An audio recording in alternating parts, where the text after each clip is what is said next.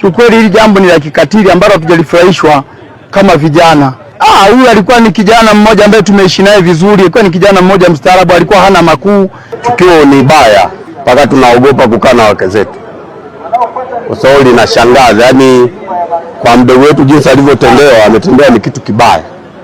Lakini kwa kifo chake sisi kama familia tunaomba tu salama, tusaidie namna ya kutatua hili tatizo. Ametoroka na mtoto ana miaka miwili.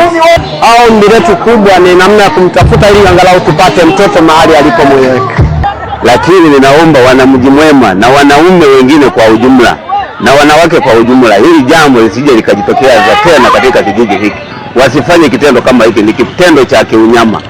Mtuhumiwa amekimbia, lakini juhudi za kumsaka zinafanyika, na akipatikana basi sheria itafuata mkondo wake. Lakini chanzo cha tukio hilo inasemekana ni wivu wa kimapenzi, akimtuhumu kwamba mume wake ana wanawake wengine zaidi ya yeye. Lakini tuwatake wananchi kwa ujumla, hata unapopata matatizo ya kifamilia, ziko taasisi, ziko vyombo vyenye mamlaka, taarifa hizi zitolewe kwenye vyombo tukiwemo jeshi la polisi na mamlaka zingine, ili hatua stahiki ziweze kuchukuliwa.